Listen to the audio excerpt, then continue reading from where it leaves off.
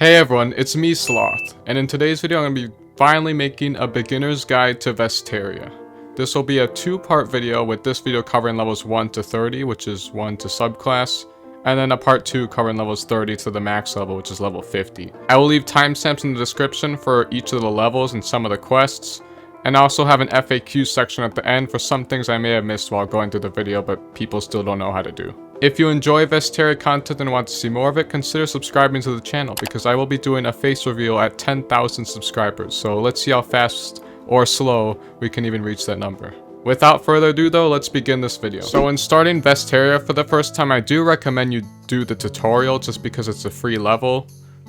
But if you don't, that's fine, just skip ahead in the video, it'll be fine. But right off the bat, the first thing you want to do when starting up Vesteria is to open the settings by pressing G or just clicking it. The next thing you want to do is click theme and set it to dark mode. Congratulations, you have now beat Vesteria. Okay, but for real, there are some cool settings here.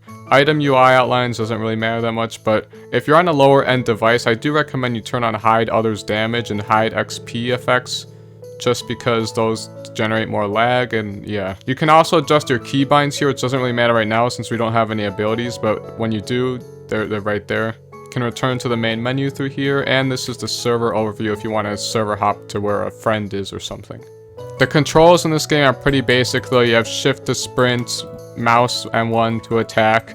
If you want to enter the third person tab lock though, you have to press tab. Usually in most Roblox games it's shift, but since that's a sprint button, you have to press tab if you want to play like this. Anyway, let's complete our first quest. So we'll get a little cutscene here where Scruff wants us to help out his wife who's very ill. We never get to see her. But this quest is pretty self-explanatory. Just whack a chicken a couple times, and you hold F to pick up items. Now, I know some players like to go in their settings and set the pickup binds to W. This way they pick stuff up automatically. You can do this if you want. It gets a little annoying later in the game though, because then you end up picking a lot of garbage and filling up your inventory. But early on, or you can just keep it on forever if you want. That's up to you. I'm just going to leave that option there if anyone wants to do that. We also have to whack some cabbages here to complete the quest, and we can return back to Scruff. So we will complete that quest. We'll actually level up for the first time. Make sure you talk to him again because he does have a part 2 to the quest that we can accept, which is just delivering a letter to the mayor. But we do have some ability points we can spend. So the way stat points work in this game is they're pretty much based on what class you want to be. Strength is really good if you want to be a hunter or warrior. I'd highly recommend investing in a strength early game if you want to be any of those two classes. And if you want to be a mage, I would invest into intelligence, because mages, more intelligence equal more magic damage, which is what mages use, while strength will benefit hunters and warriors because they deal physical damage. You can also invest some points in a dex early on. That doesn't really matter though. I mean, it does matter, but you can do it if you want. What I don't recommend is investing into Vitality unless you know what you're doing, because Vitality is for more HP, it's for more tanky, specialized builds. And unless you know what you're doing, I would not invest in Vitality because it's not going to be a very useful stat, especially early game. So for now, I'm just going to put all my points into Strength. You can always reset these stats later, which I'll go over in the FAQ at the end. It's not very difficult to do, so there's that. Don't feel too stressed about what you do your stats into. We can also upgrade an ability. I would highly recommend you upgrade Double Slash first. This allows you to swing your weapon twice by... You can also hold click in this game to keep on attacking, by the way. I know I get really far in some games, and it's only like once I'm in the end game, I realize, oh my god, I can hold click to attack. I've been mashing this whole time. But yeah, you can hold click in this game. Anyway, that's pretty much all you can do in the tutorial. There are some chests here, but this video will be like 8 hours long if I go over every chest location. Chests aren't... I mean, I highly recommend you open chests when you see them, just because it's so hard to get money early game, and you could just take... Oh my god, can I get this chest? Just because it's so hard to get money early game. Like, we got some bronze there. Also, there's the mandatory chest behind the waterfall. But yeah, whenever you see a chest, be sure to open them up because they are pretty useful. Anyway, that's pretty much all to do in this tutorial area, so let's move on to the next area. So here we are in Mushtown. Mushtown is kind of like the beginner town, obviously. What we want to do is head straight up over here to deliver our letter to beat that quest.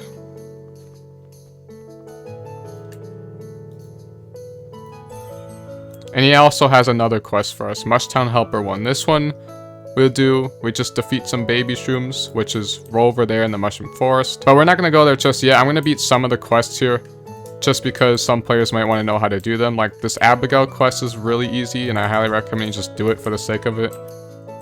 All you have to do is go over here to find an apple tree.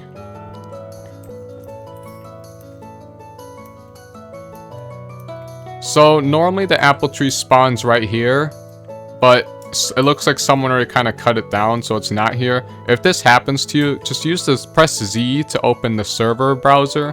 Oh, and it regrew. But if it didn't regrow, you could always just server hop, and there might be a tree in the other server. Anyway, let's just keep whacking this tree to pick up all the apples. And the tree fell off before we could even get all the apples. But there's an easy way to just get around this. And look, another apple tree. This is the super epic farming apples strategy.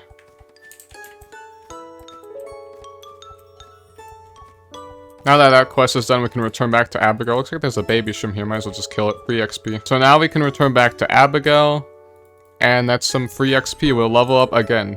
And now we can invest into another ability. Now here, this is where if you're going to be a mage, I highly recommend you invest into Magic Missile early on, because you're not going to have a lot of magic attacks except this. So if you're investing into intelligence, this is like your only viable attack option. So I highly recommend you do Magic Missile if you're going to be a mage. If not, if you know what you're doing, you can invest into whatever you want. But for now, I'm just going to do regeneration. Adventure skills don't really matter in the long run, except for Magic Missile, which you can buff as mages or later in the game. So yeah, that's the only one I recommend you definitely max out. Otherwise, they don't really matter. So before we head into Mushroom Forest, I do want to buy some armor. We should have enough silver for a leather vest. That should be all you really need. You can also buy like the boots if you want, but boots right now are just cosmetic because stamina literally does nothing. And that could change in the future, but for now it literally does nothing. There's a Bluesteel Chest right behind here though. I highly recommend you grab that because that's a really good weapon we'll use. But now we could finally just head to Mushroom Forest to complete this quest. Alright, so here we are in the Mushroom Forest. There is a chest right here. I don't know, I'm just going to open all the chests I see just because money, money, money. There's another quest here that's pretty easy to beat, so I'll just do it. This Woes quest, it'll kind of point us in the direction we need to go, which is literally right in front of us. Just follow your way around over here.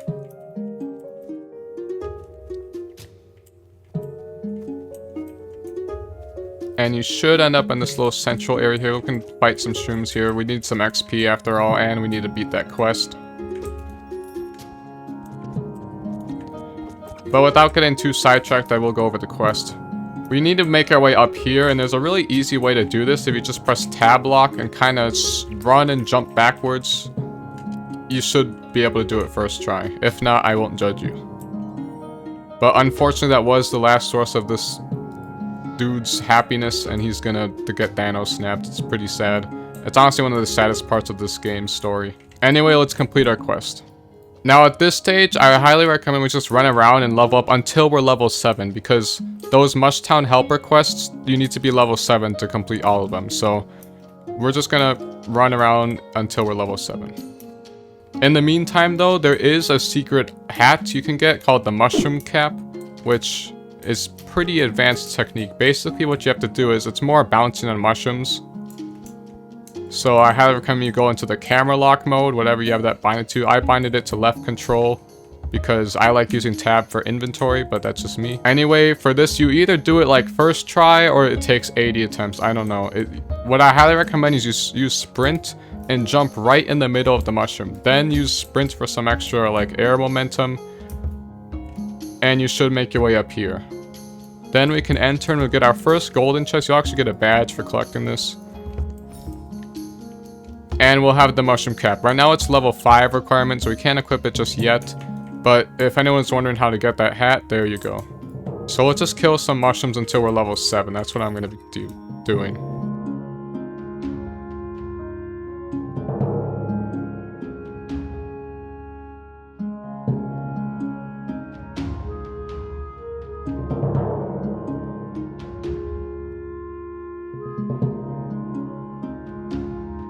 Alright, so I finally reached level 7. I do recommend going to this spot in the mushroom forest to reach level 7, because this spot has like a whole bunch of mushrooms that'll spawn in. But there's a lot of them everywhere. Look over there, that guy's struggling. Now that we're level 7, I'm gonna head back to the mayor. Do make sure you complete the quest though, the Mushtown helper. Make sure you've slayed all the baby shrooms and whatever. Alright, so we're back at Mushtown. This guy will stop us again. I have no idea why he stops us every time. But we can talk to the mayor and complete that quest, and make sure to talk to him again to do part 2. You'll also notice we got a basic attack scroll, which you can apply to your weapon to do more damage. You can save these if you want for when you get better weapons, but honestly, basic scrolls and great scrolls aren't worth that much, so don't feel bad for using them. They're especially good early game, but if you do get other scrolls like curse scrolls or ancient scrolls, I highly recommend you just hold on to those or sell them to other players, because those are more advanced, and I'll get into scrolling probably in part 2 of this video. So I'm gonna run and do this part 2 to the quest real quick, which is just killing 10 shrooms. Alright, so let's find some shrooms. There's usually a lot over here. But then again, it's mushroom forest, they're everywhere. And we complete the quest, so I'm just gonna head back real quick. Oh wait, there's a giant shroom. Giants are giants, alright? They have more health, they can spawn minions, and they give us giant tokens which we can use to buy some cool scrolls later on. So whenever you see a giant, I highly recommend you just kill it, because that's a lot of XP, there's a lot of loot, and it's totally worth it. So we're gonna kill this giant real quick. And we killed it. Only one giant token, which again, the early game mobs only drop a whole lot of giant tokens. But if you get any of these, just hold on to them. And now I can finally head back to Mushroom Forest. Alright, so right over here we can talk right back to the mayor. He'll give us a Mushtown rune, which I highly recommend you save. Hold on to that for now. And we can do Mushtown Helper 3, which has us defeating a boss named Chad. Now Chad, the way bosses work in this game is they either spawn hourly or they spawn if you get a certain amount of kills in this server. So in order to make our way to Chad, we gotta go to the Mushroom Grotto, so just follow where I go.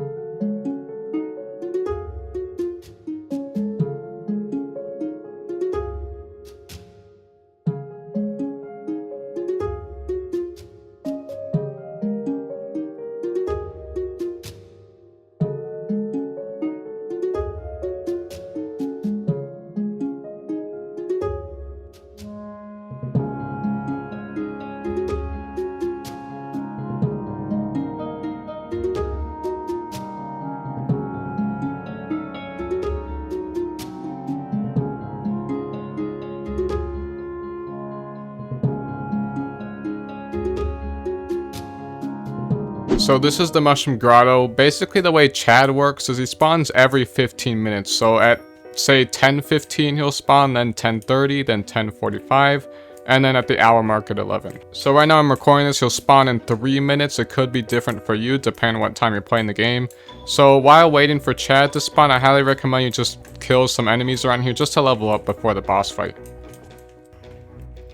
And there he is. There's Chad. He's a very buff mushroom.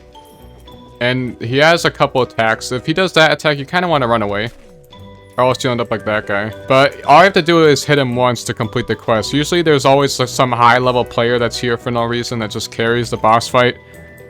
So yeah, it shouldn't be too difficult. Oh my god, I just got punched and dead right away. Well, we beat the quest, so Chad is dead.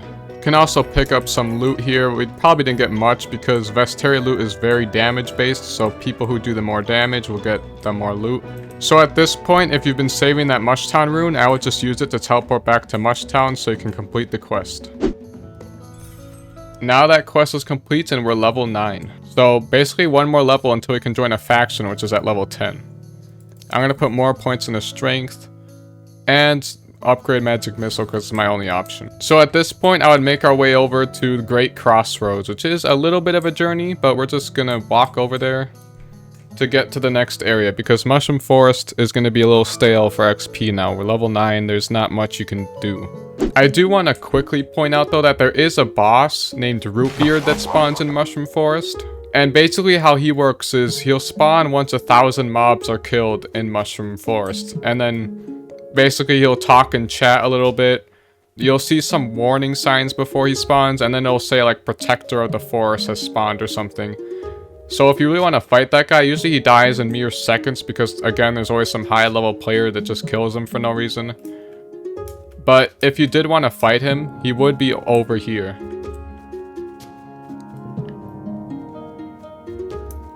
You'll know you're close when you get the little checkpoint above your screen. It says Sycamore's Hollow.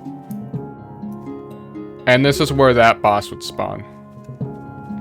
But I'm not going to bother fighting him because it's not necessary for a quest, and he does give us some good weapons, but usually you just never end up getting the weapons because there's some high-level player that just kills him and then wants to sell the weapons to you. It's really dumb. So this is the clearing. It's a very small map. There's a chest here, always open chests. There's a couple of hogs you have to watch out for, but basically there's a guard here. And this guard will basically stop you from entering if you are underneath level 7. Since I'm not, I can just walk past him. But say you were under level 7 and you wanted to get past, it's really easy to just climb these rocks and get around the guard. So if you're like speedrunning or something like that, that's your strategy. Just walk right past him. So here we are in Nilgarf. Nilgarf is like the main hub of Vesteria. This is where everyone does all their trading. You'll see a lot of high-level players here. There's also the bank here if anyone's interested in that. I'm not sure if we're allowed to even use it. Oh, we are. This is where we can store stuff in case your inventory space is getting too full. And they will just go to the Great Crossroads. So here at Great Crossroads, you got a lot of pathways to different areas, which is where you join your factions. There's also the shop where you spend your giant tokens, which is right over here. And there's a whole bunch of scarecrows. I'm actually going to fight these scarecrows until I get level 10. Now, if you guys want to know about a little bit of cheese, you can actually hoard up a bunch of scarecrows and then go behind a fence like this. And unless another player comes and kind of disrupts them, you could actually just kill them very easily. So if you're underneath level 10, I would highly recommend you just kill a bunch of scarecrows in this map before progressing through the game.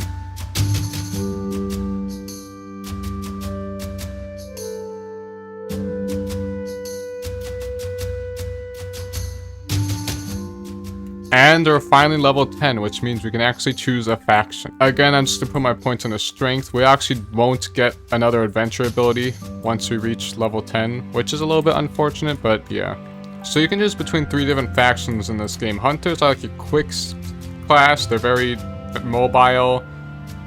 They can use bows, so they have good ranged options. And they use daggers, which is a good melee option.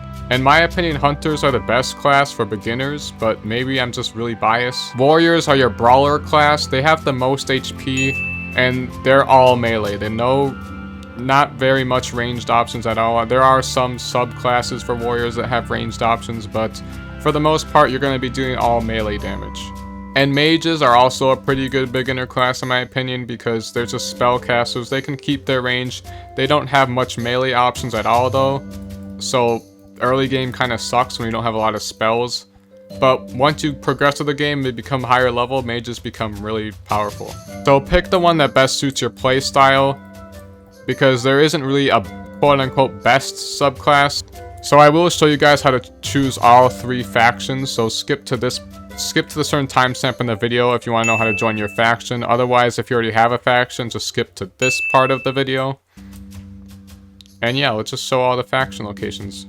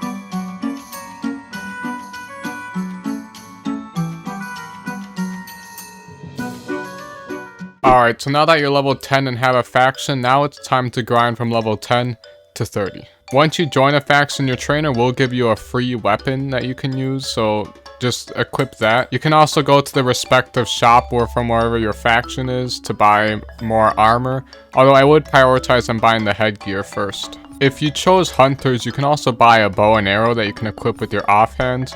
However, you do need to buy some arrows to actually use it. To switch to your bow, you either use a bow ability like Barrage, or you press the keybind, which is whatever this button is. You can also change that keybind if you want, but personally I don't really mind it, so yeah. One thing I want to mention about Port Fidelity is that this is the location for the best heals and MP pots in the game. This like Salty Dog Tavern, whatever this place is called. Mighty Subs and Rockfish are like your best pots in the game. Unfortunately, we are really broke, but don't worry, the next place we're gonna go to has some good money grinding. For our next grind spot, I'm gonna head over to Great Crossroads. Alright, so here we are in Great Crossroads. This is where our first kind of dungeon is gonna be, right over here across this bridge.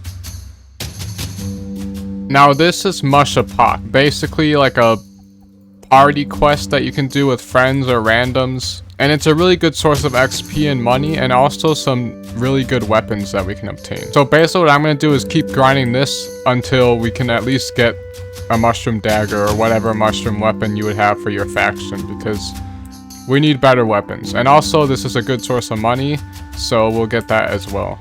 If you're looking for a party, my recommendation is to press Z and just invite people who are in your level 10 to 20 range. So let's see if anyone even joins. After inviting a bunch of randoms, this is the biggest party I could actually get. But this is a really cool dungeon to grind. Basically, you can collect scrap to fix this cage, because you're basically just defending this cage from waves of mushrooms. There's 10 waves with the boss in the final wave. The boss varies depending on what difficulty you're doing. For easy mode, it's just the eldest shroom, which is just an elder shroom with a really long beard. Unfortunately, mobs do not give XP in this mode, but you do get a huge burst of XP once you win. So as you can see, I picked up some scrap and I can repair the cage, which will heal it a little bit. And yeah, just keep defending this cage. You can actually probably do this alone, although you might struggle with the boss.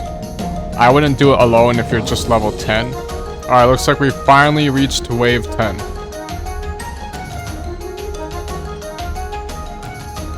So this Ellie guy has like a really good gaming chair. I mean, just look at the way he's attacking. It's totally legit. Anyway, there's the boss. Once you defeat the boss, the game is over. Well, the hacker, I mean, the guy with the really good gaming chair is just gonna kill it right away. So when you win, make sure to grab your chest, and you should level up if you're doing this at level 10.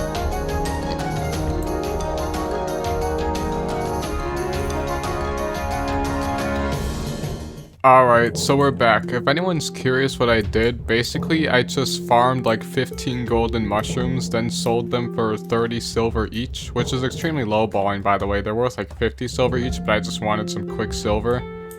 I ended up getting around like 450 silver, which I then used to buy a dagger, the mushroom dagger, and then I just used the leftover money to buy pretty much all of the hunter armors. So at this point, once you have a good mushroom weapon, I would enter the Nilgarf Sewers.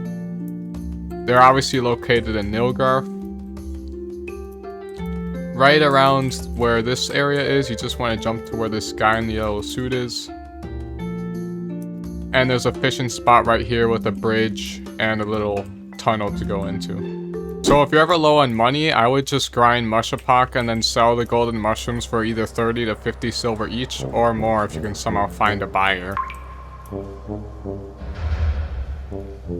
And then once you want XP, I would grind in Nilgarf Sewers. I'm gonna grind here until I'm like level 21 so I can use the next armor, because trust me, Nilgarf Sewers, it's really fast XP until you get around level 21. Another thing I want to note when farming in big mob areas like this is if you start a party, you can actually get more XP. As you can see, the mobs they kill, the XP also comes to me, and you just get more XP in general when you're in a party. But yeah, we're loading up pretty quickly. Another nice thing about the sewers is that a lot of giants spawn. It does get pretty dark, so if it gets dark, you want to get into this baddie cage area like how I did earlier. Then go into this room.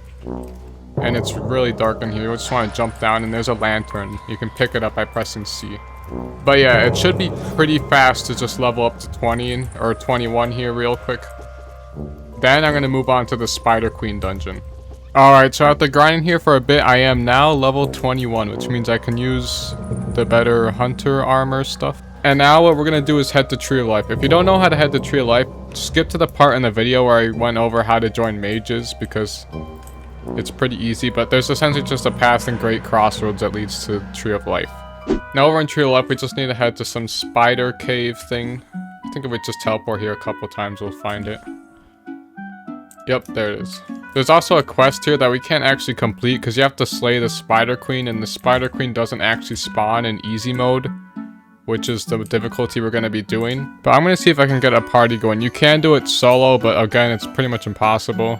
Alright, it was a little hard to find a party, so this is all I have. Make sure to open the chest in the back though. But Spider Queen is what I would grind until we're at least level 25. Then we'll move on to the next area. I want to be able to get the Spider Fang Dagger and the Spider Bow though. If you're a mage, you'd want to get the Web Staff, and if you're a warrior, you'd want to get the Royal Fang, and possibly the Arachnid Armor if you're that tryhard. Anyway, this is my favorite dungeon in the game because there's just different rooms with different objectives. It's not like doing the same thing over and over again like Mushpoc. Oh, I probably should have bought pots before starting this. That would have been very wise. Don't make that same mistake I made. This room is also pretty cool. There's like different pieces you have to find around the map to fix the bridge. And this is the final room for easy mode. This is basically the boss of the dungeon. We just gotta get rid of these generators, and then we can actually damage the boss and kill it and win. Very important that you do not die, or else you might not get your loot. And it looks like we won. There's our reward. We get a good amount of silver and like 3 eggs. Okay, so after doing a lot of Spider Queen runs, I'm now finally level 25, and I actually got the spider weapons through the quests while doing the Spider Queen dungeon, so that was really cool. I would definitely grind the Spider Queen dungeon until you can get the weapons, because we're going to need them for the next area we're going to be grinding in. And that next area from level 25 to 30 is going to be Forsaken Isle. You can actually grind in Forsaken Isle until you're level 50. It's actually like a lot of players do it. But anyway, I'm just interested in grinding there until we can get a subclass. So basically, to go to Forsaken Isle, we need to head our way over to Port Fidelio. It's very important that you have at least 100 silver, and I would also pack a rune specifically to where your faction base is, but it could be a rune to anywhere because leaving Forsaken Isle is kind of a headache. You can also pack potions if you want, but a lot of the bosses and giants there will drop plenty of heals, so there's that. If you've already been to Port Fidelio, you can actually use a rune or use Taximan Dave, which I surprisingly have not mentioned in this whole video yet. He's a pretty useful NPC for going between areas that you've already visited. We're gonna make our way over here actually.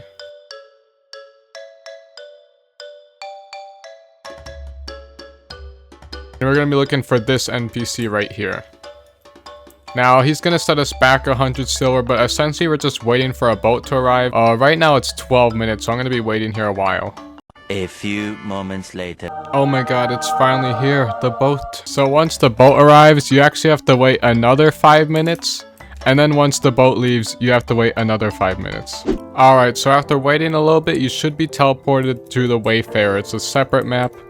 And we're just in the middle of the ocean, in the middle of nowhere. There's a chest here that we can open. The only thing about this map is that it's very important that you don't fall off, because if you fall off into the water, you're kind of sent to rock bottom from SpongeBob. So definitely stay on the boat, as you don't want to waste that 100 silver. I know some players are able to troll people by like pushing off AFK players, so I would definitely keep an eye on your PC or whatever you're playing on while waiting for this ride.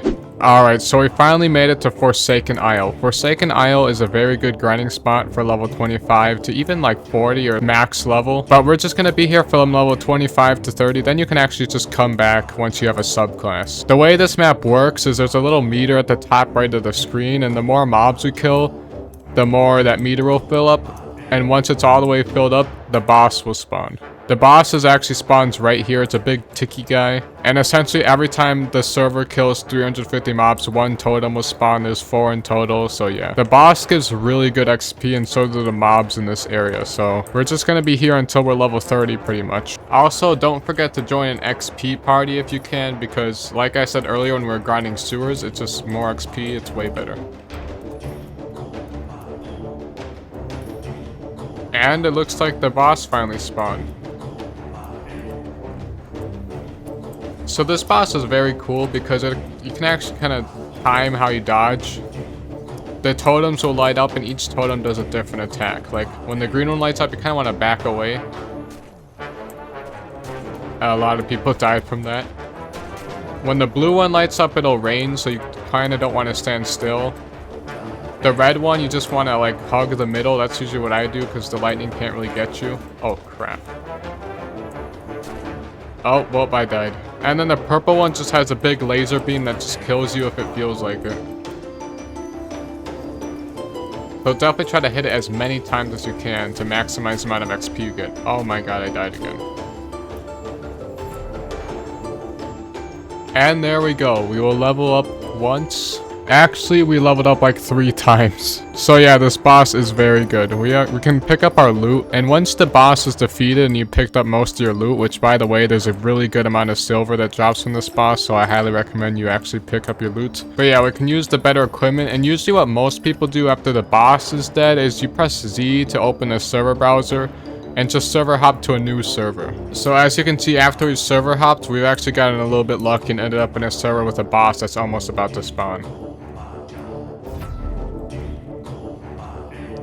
Oh, and there we go. We leveled up. We actually leveled up to level 32 from that. I'm telling you, the XP from Mokotua is insane. So now that we're level 30, we can actually just choose a subclass, and that basically concludes this guide. Although I am going to show how to join every subclass, and then I'll get to the FAQ at the end. So let's jump to it. So you can find subclass trainers at each of the faction cities. There's 3 for each faction, and you have to be level 30, obviously. So I'm going to be showing all the subclass trainer locations along with a brief overview of what the subclass actually is.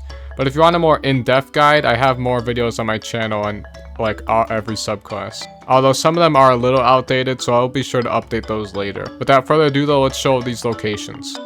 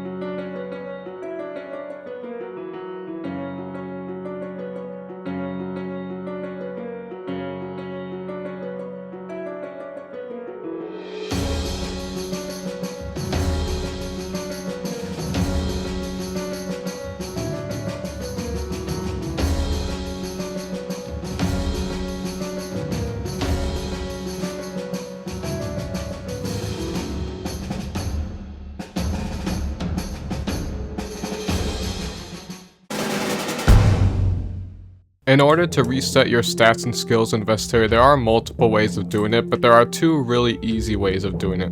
First up, if you go to Nilgarf, there's a chest that gives you a guaranteed skill reset. If we just go in this room, go in here, you actually find a chest that will give you a guaranteed skill reset. So this will allow us to reset our abilities if I wanted to. But say you've already claimed the chest and you still need a way of getting a skill reset, you can usually buy one off of another player for at max 500 silver. And also Moko Tua has it as one of his drops. Now if you'd like to reset your stats, you're going to need a stat reset, which you can get one really easily if you have 50 silver. However, do be aware that this only works once per save slot. So once you do it on one save slot, it won't work again. But basically just talk to this guy and you just tell him you want to like scramble your stats and it's very important that you say do it. Because if you say yikes, no thanks, it won't work. So you just do this 5 times and eventually he'll give you a free stat reset you can use. But yeah, like I said, it only works once per save slot. So if you want to get another stat reset, you can always just make an alternative account or a burner save slot, or you can fight Moko Tua to buy one, or buy one off of another player for at max 1 gold. Now in order to fish in Vesteria, you need a fishing rod. You can buy one in Port Fidelio, right over here.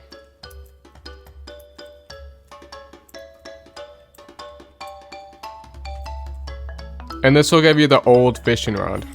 And basically you just equip it in any like slot and you fish.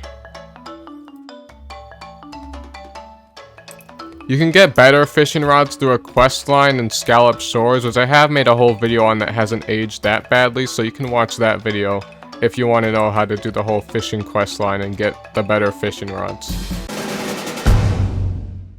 So in order to split items in Vesteria, you have to open up your inventory and select the item you'd like to split. Say it's royal spider eggs.